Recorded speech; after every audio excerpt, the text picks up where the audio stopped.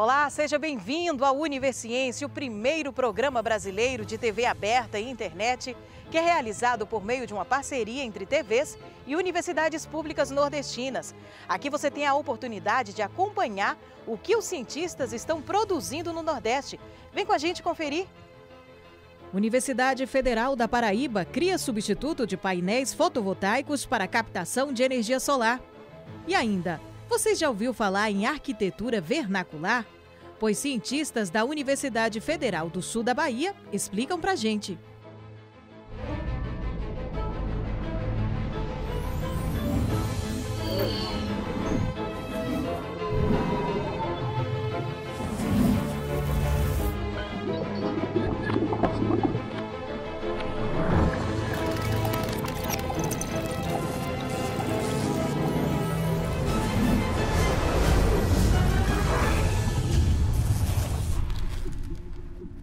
Olha só que coisa bacana. Um dispositivo criado por pesquisadores da Universidade Federal da Paraíba dispensa o uso dos painéis fotovoltaicos, que são placas utilizadas para captar a luz do sol e transformá-la em energia. O equipamento lança mão de uma tecnologia inovadora. A ideia surgiu da necessidade da geração de energia em um ambiente rural, evitando o uso de baterias químicas, que são uma fonte de energia esgotável e prejudicial ao meio ambiente. Eu tenho aqui um bloco metálico de cobre. O que acontece? A gente expõe esse bloco metálico ao sol. A energia bate nesse bloco metálico, aquece, só que ao mesmo tempo ele reflete essa energia. Okay? Ele não armazena energia térmica. Se eu pego um bloco metálico desse e faço um revestimento nele com um material especial chamado quasi-cristais, eu consigo algo assim. Isso aqui é cobre e revestido com uma camada quase cristalina. Em 1982, os cientistas israelenses Daniel Shetman, estudando uma liga de alumínio manganês, ele acabou descobrindo uma nova classe de materiais, né? Inclusive, essa descoberta, a descoberta desses materiais, que são os quasi-cristais, ele rendeu o Prêmio Nobel de Química de 2012. E estudando esse material, essa liga, ele percebeu que sua estrutura possuía uma ordenação atômica, né, uma simetria de rotação, mas diferente dos cristais, que apresentam uma organização periódica, um arranjo periódico dos seus átomos, os quasi-cristais apresentam um arranjo quase periódico. Em relação ao nosso trabalho, especificamente, duas características dos quasi-cristais me chamaram a atenção. Foi a elevada capacidade do seu revestimento, o revestimento quasi-cristalino, absorver energia solar, energia térmica, né, e a sua baixa emitância, ou seja, ele tem baixa capacidade de emitir essa energia que ele absorveu. Então, partindo desse ponto, nós tivemos a ideia de utilizar revestimentos quasi-cristalinos na colheita de energia, né? Quando a radiação solar bate nesse bloco revestido, ele deixa passar energia para dentro do bloco. Ele armazena energia, mas não emite.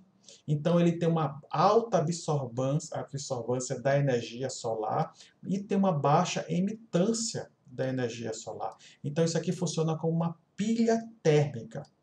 Okay? Ele armazena energia térmica. Então quando a gente junta esses dois elementos, ok, e expõe ele ao sol, o elemento revestido vai ter uma temperatura maior, porque ele tem uma maior energia térmica do que o elemento não revestido. Então eu vou ter uma diferença de temperatura aqui com a mesma radiação.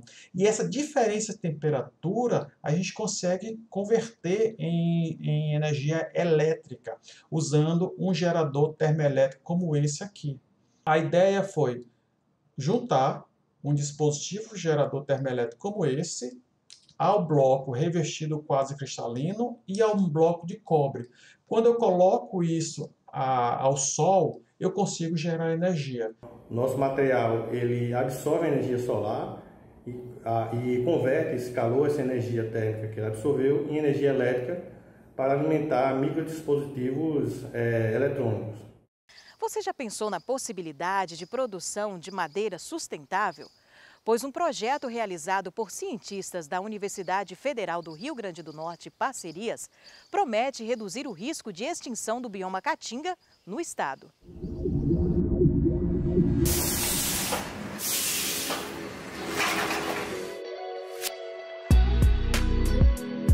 Uma das 189 empresas ceramistas existentes no estado potiguar investiu R$10 mil em um projeto da Universidade Federal do Rio Grande do Norte que busca investigar a interação entre a qualidade, o desempenho técnico e a viabilidade econômico-financeira da madeira de floresta plantada de eucalipto. Uma das maiores dificuldades atuais para o ceramista é a escassez de insumos necessários para o seu processo de queima. É justamente a dificuldade de encontrar lenha. O estudo, que visa atender à demanda de combustível durante queima de produtos de cerâmica vermelha, reúne 4 pesquisadores que atuam na área de experimentação florestal da UFRN, em Macaíba, a 32 quilômetros de Natal. Essa proposta de floresta energética de ciclo curto vem exatamente com o interesse de, entre outras vantagens, não ter que esperar tanto tempo para voltar a uma unidade de produção anual, que é como a gente chama dentro de uma área sob manejo, para ver a exploração. Na área de 3 hectares, foram implantadas em 2013 3.024 árvores separadas em 16 blocos. Cada um deles tem 189 árvores, das quais 3 foram selecionadas para estudos que integram o TEX, um programa cooperativo de alcance internacional. Os resultados encontrados aqui afirmam que esse processo de produção de madeira se mostra em volume suficiente para atender demandas mercadológicas. Nós já temos aqui um mercado, né? Porque as pessoas visitam, isso aqui está sendo colocado como uma vitrine, essas madeiras mais grossas, né, e com uma uniformidade, já existe um mercado que seriam para os mourões, né, muitas vezes, após o tratamento, também pode ser usado para a construção de paradas de ônibus. Dos 10 materiais genéticos implantados na área, 5 foram selecionados. Estudos como esse mostram quais são os clones em que adensamento de plantio isso é possível, uma vez que se pretende ter um maior volume de madeira no menor tempo para atender uma maior demanda e, de forma inquestionável, a floresta plantada nesse quesito é muito superior ao que a gente pode extrair da caatinga em função do próprio ritmo de regeneração do bioma. A demanda por madeira como fonte de energia no estado ultrapassa as 800 mil toneladas de metros estéreos por ano. O setor industrial é responsável por 60% desse consumo, bem mais que a soma dos setores domiciliar e comercial. A exploração da caatinga atende 90% da procura. Como consequência, 159 dos 167 municípios potiguares estão no mapa de risco à desertificação. O consumo total de madeira no Rio Grande do Norte em 2019 foi de 2,2 milhões de metros estéreos, mas apenas pouco mais de 10% dessa demanda foi atendida de forma legalizada, como está acontecendo aqui. O resíduo, após a retirada dessas toras, esse resíduo ele pode ser para as indústrias cerâmicas, né, as ceramistas, e também para as indústrias que vão transformar essa madeira em cavaco. E aí, usando esse cavaco para gerar energia, por exemplo, na Ambev, né, em grandes empresas que precisam da geração de energia, que a gente pode considerar uma energia renovável. Além das empresas, pequenos produtores e moradores rurais podem participar da pesquisa através de créditos de carbono e de manejo florestal. Dessa forma, é possível reduzir o risco de extinção do bioma caatinga no estado, cujo patrimônio não pode ser encontrado em nenhum outro lugar do mundo, a não ser no Brasil.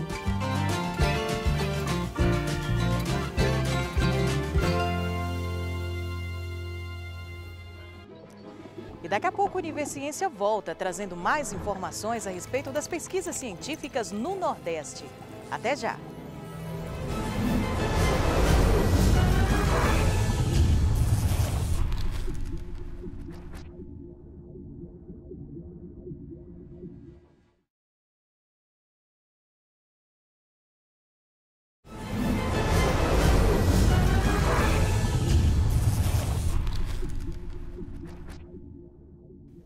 Você já ouviu falar na arquitetura vernacular? Pois saiba que ela prima pela sustentabilidade e cultura na habitação. E pesquisadores da Universidade Federal do Sul da Bahia explicam pra gente como funciona.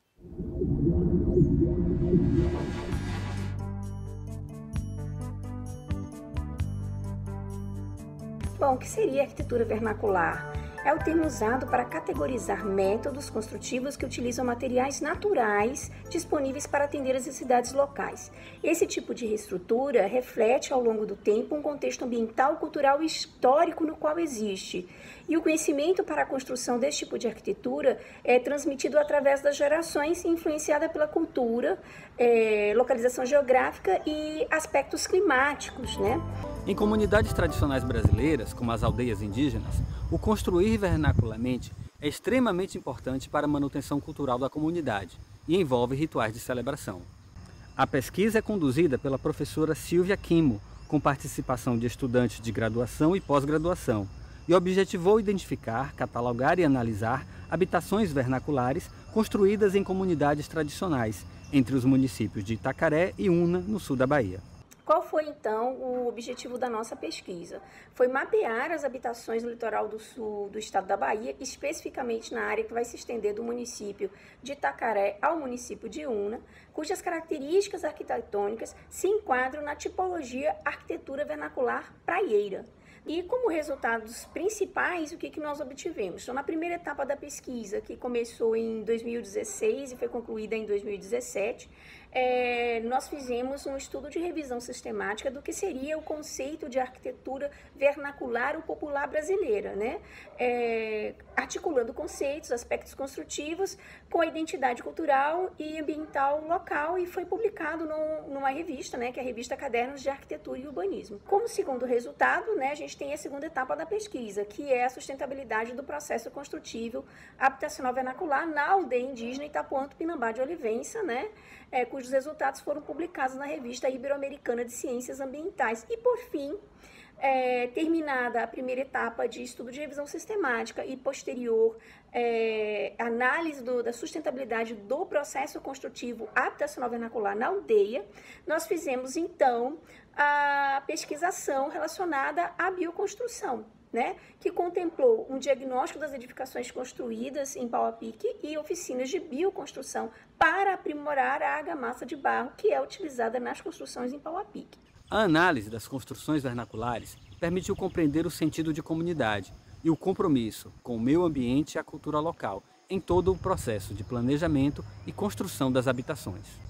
Constatou-se também que as habitações tradicionais conseguem resultados muito positivos em conforto térmico, posicionamento e integração com o espaço e sombreamento.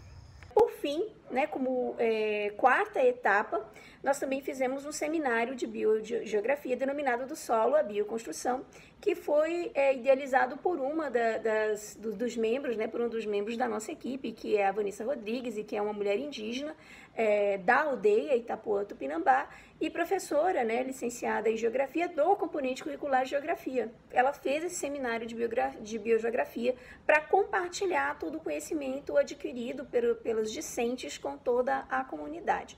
Bom, qual é a etapa futura da pesquisa, né? A gente ainda vai coletar e identificar espécimes da Mata Atlântica que vêm sendo usadas no processo bioconstrutivo, e aí, no caso, não se restringe apenas à questão habitacional, né? Seriam luminárias, cortinas, mobiliário, painéis de parede, esquadrias, né, janelas e portas, cobertura das edificações na aldeia indígena Itapuã Tupinambá de Olivença. Qual a importância dessa pesquisa e qual a contribuição não só para a aldeia indígena, mas também considerando aspectos da arquitetura e sustentabilidade da arquitetura, né?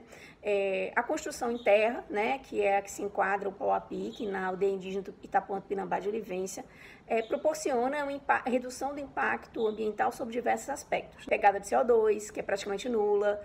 Por quê? Porque não envolve a queima durante o processo de produção primária e nem no fim do ciclo de vida, né? Assim, falar que a terra é biodegradável, pode ser reutilizada. No que tange ao conforto higrotérmico, a terra armazena calor e libera gradativamente para o interior dos ambientes, contribuindo para a moderação do microclima. A pesquisa constatou ainda que a tradição habitacional das comunidades vem sendo influenciada pelo uso de materiais convencionais da construção civil, gerando impactos ambientais negativos nas localidades. Por tudo isso, a pesquisa tem a importância de revelar como a arquitetura vernacular é uma aliada do meio ambiente, do conforto e da cultura das comunidades tradicionais.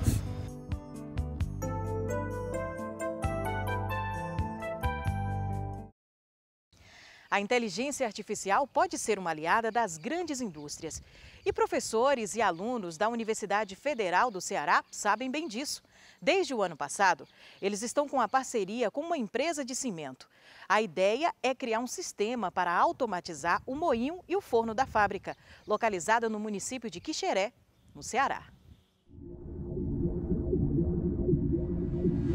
Esse projeto já de Quixeré seria fabricar a matéria-prima do cimento. E o interessante também é que não é somente a Apodi Quixeré, a gente está tendo muito contato também com a Titan, né, que é uma empresa grega, que então, assim, esse projeto ele se estendeu não somente para a questão da localidade, mas é um projeto que agora ele está tendo um caráter internacional. O grupo da UFC já tem experiência quando o assunto é automação. No ano passado, eles desenvolveram um software para gerenciar de maneira autônoma o moinho de cimento da Apodi no Pecém e conseguiram otimizar a produção. Agora o desafio é parecido, mas um pouco maior. Enquanto no projeto do Pecém, nós tínhamos um moinho que trabalhava com volumes aí de 60 a 80, 90 toneladas por hora.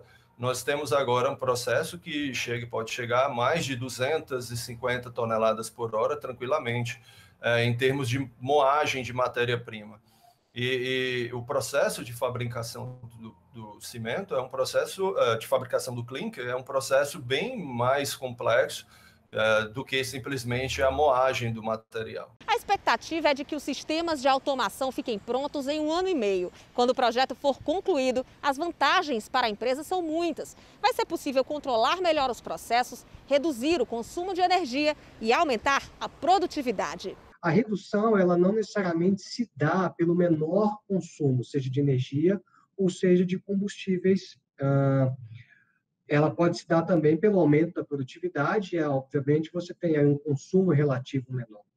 Então, o que nós temos de expectativa é que uma dessas duas pontas, elas consigam trazer o retorno desse investimento. Para a universidade, os ganhos também são grandes. A gente espera que deixe muito resultado para a empresa, mas que também entregue e deixe para a universidade muito conhecimento, muito valor agregado, muitos alunos com uma boa capacitação e, inclusive, já pensando em spin-offs acadêmicas que possam gerar aí startups com partes desse conhecimento que a gente está desenvolvendo. A gente ir entrar dentro da planta deles, ver como funciona tudo, ter capacitações lá sobre todo o processo, é muito enriquecedor mesmo. O conhecimento adquirido pelos alunos em projetos como esse é realmente valioso. Para Alex, participar da automação do moinho do Pecém foi fundamental para ingressar como profissional no mercado. Formado em ciência da computação em 2019,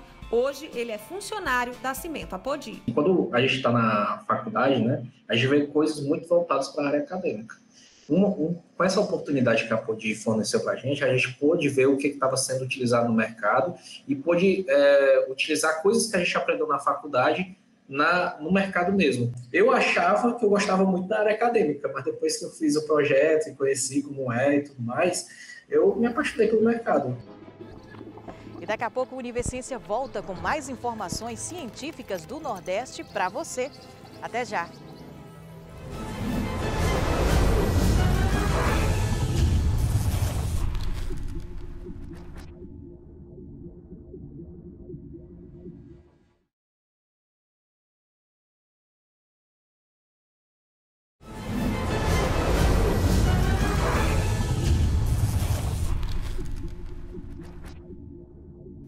Pesquisadores da Universidade Federal de Sergipe desenvolveram uma tecnologia de baixo custo que ajuda na recuperação de lesões de animais silvestres no sertão do estado.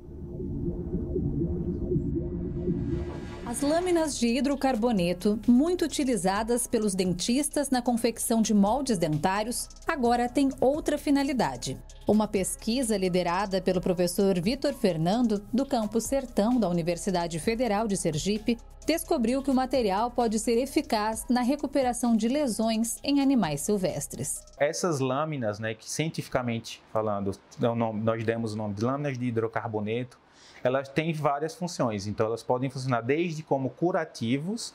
Então no primeiro paciente, que foi atendido em 2018, que foi esse vítima de um atropelamento por um trator, e o segundo paciente que veio do município de Lagarto, também vítima de um atropelamento por um automóvel, eles passaram por esse procedimento simplesmente para reconstruir, pensando em um curativo.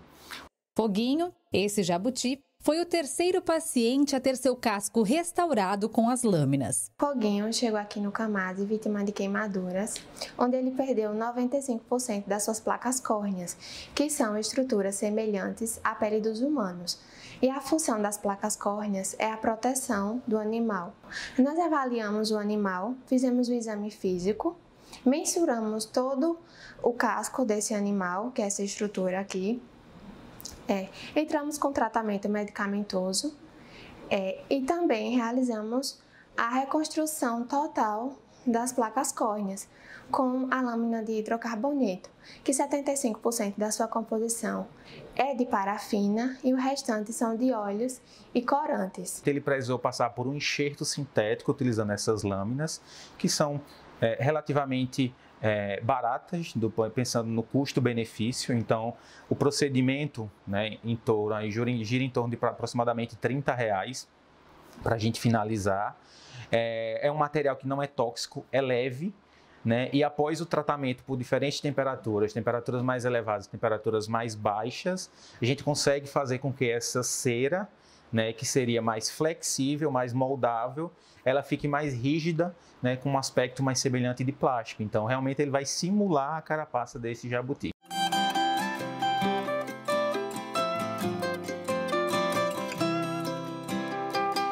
O tratamento, que do modo convencional custaria mais de R$1.000, com a nova tecnologia sai por apenas 30. O estudo foi aplicado em 4 animais que estão sendo monitorados há 2 anos. Agora, o próximo passo é a publicação da pesquisa para que possa ser utilizada também por outros profissionais. É a ciência e a tecnologia proporcionando qualidade de vida aos animais silvestres. Estudar os planetas fascina muita gente. Eles têm muitos mistérios a serem desvendados. Mas não pense você que isso é algo distante ou um privilégio de cientistas estrangeiros, não. A Universidade Federal do Rio Grande do Norte foi destaque em um projeto astronômico internacional com um equipamento que amplia o estudo da existência de exoplanetas.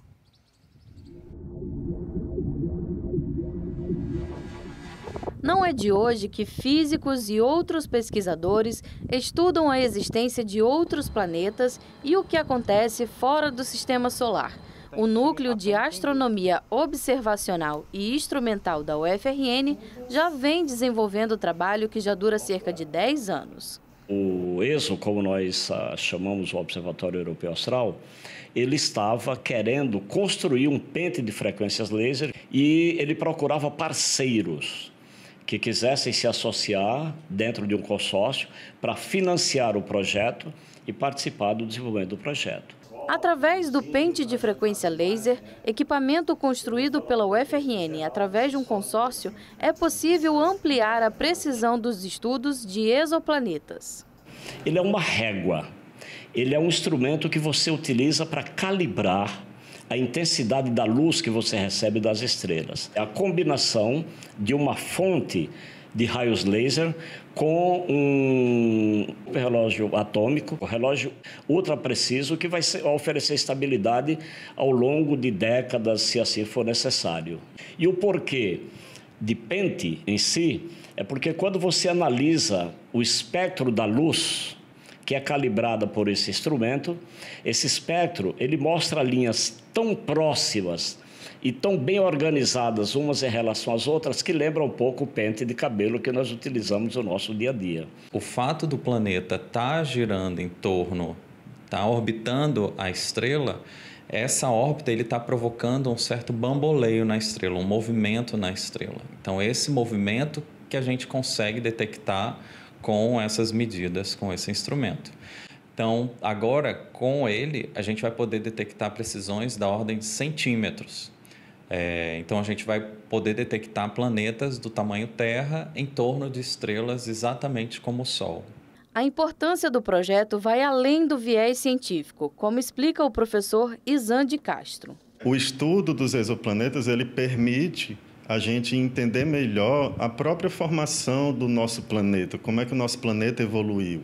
E aí, do ponto de vista social, aí, o fato da UFRN estar introduzida em um projeto desse tipo, esse projeto é um projeto de tecnologia de ponta, né, da mais alta tecnologia que a gente tem hoje no mundo. Então, realmente, a UFRN está participando como pioneira de um projeto desse tipo, que tem o potencial de ser esse instrumento o primeiro a conseguir detectar um planeta semelhante à Terra. Então, aí isso vai trazer muito potencial para os estudantes, também para os próprios professores, para a formação, para as pesquisas que os professores vão poder desenvolver e também até em toda a parte de engenharia, tecnologia, construção de laboratório, tudo isso são legados que certamente esse tipo de projeto traz para o UFRN, né? O Universiência de hoje fica por aqui. Muito obrigada por sua companhia. A gente se encontra na próxima edição. Tchau, tchau.